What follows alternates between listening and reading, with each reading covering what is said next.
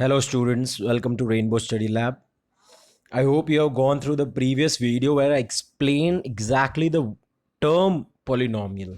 I explained what exactly polynomial means, what are the type of polynomials, and in which case a particular equation may look like a polynomial but it cannot be considered a polynomial.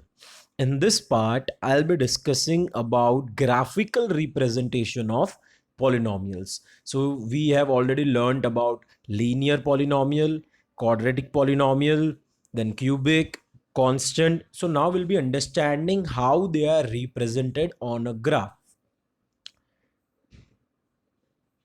A linear equation, a linear polynomial like 5x plus 3 equals to 0.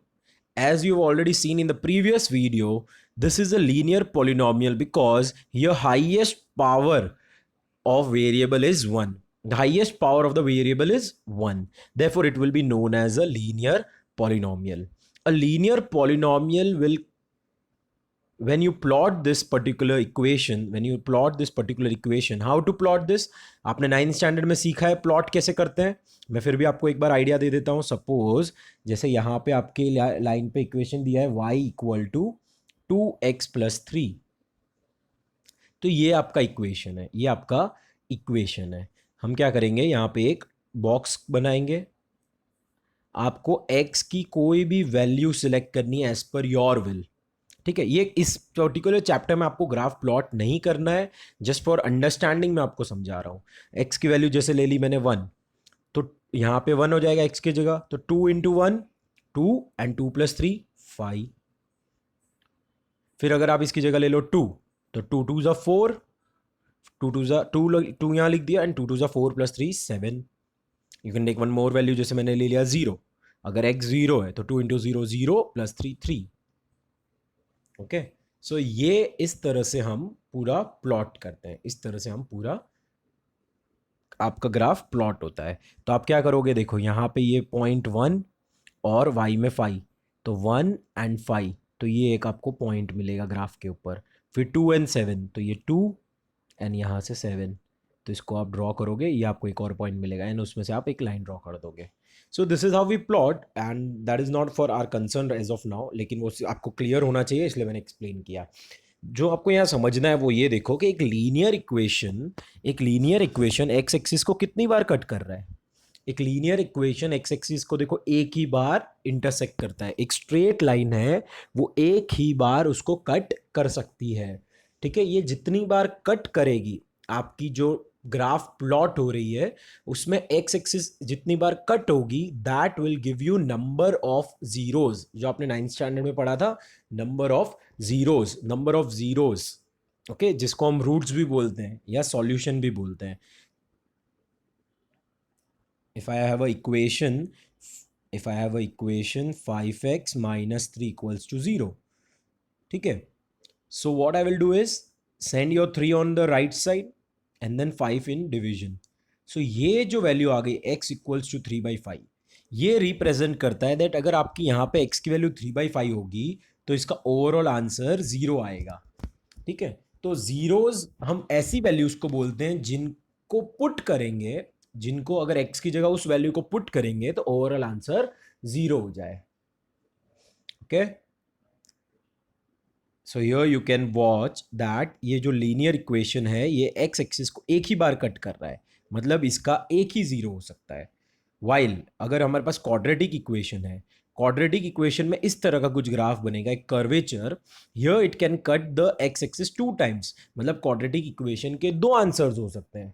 Quadratic equation के दो answer हो सकते हैं. For example, if I take x square minus 4 equals to 0, what will happen. ये quadratic है because देखो यहाँ पे इसकी पावर 2 है वेरिएबल की, ये 4 उस साइड जाएगा, x स्क्वायर इक्वल्स टू 4. फिर square will go on right side, it will become root, so it will become x equals to root 4, and x equals to root 4 is plus minus 2. देखो दो answer है, +2 and -2. सो ये मैं आपको explain करना चाहता था यहाँ पे, that a quadratic equation can have two roots, maximum two roots. It can have maximum two roots. Some quadratic equation will have only one root and some quadratic equation have no roots. Okay ये मैंने आपको basic समझा दिया. अब आपको graph पे ध्यान देना है. सिर्फ आपको इस चैप्टर में इतना समझना है कि ग्राफ जितनी बार कट होगा, एक्स एक्सिस को जितनी बार कट करेगा उतने आपके रूट्स है. बस यहां पे कितनी बार कट हो रहा है?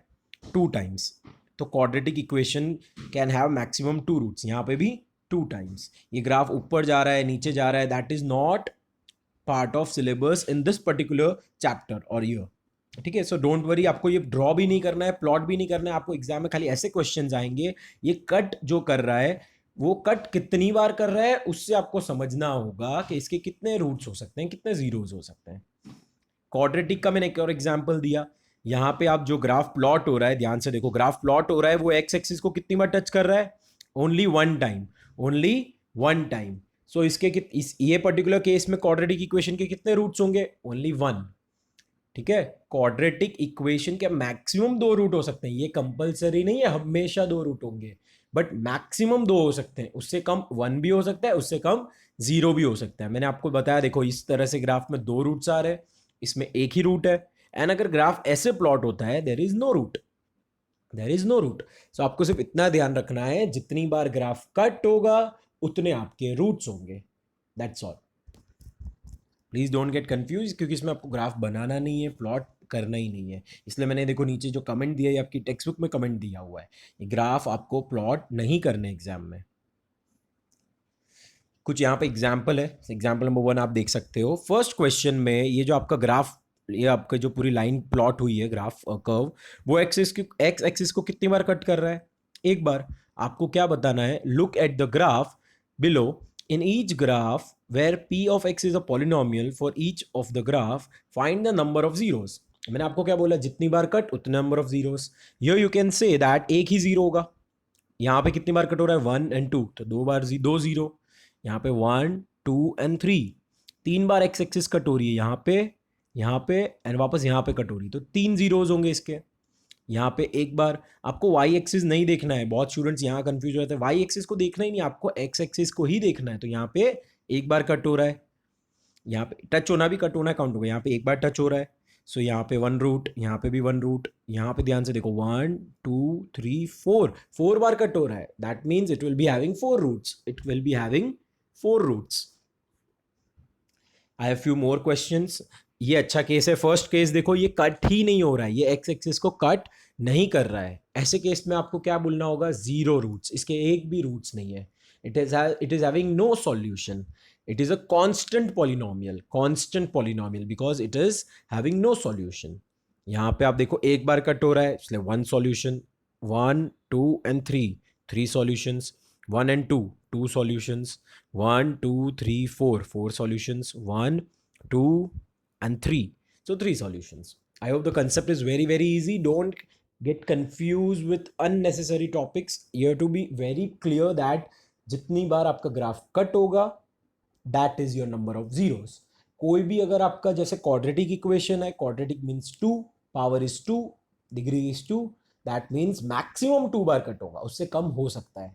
अगर क्यूबिक है, मतलब डिग्री इज 3, तो मैक्सिमम 3 बार कट होगा, उससे कम हो सकता है. ओके.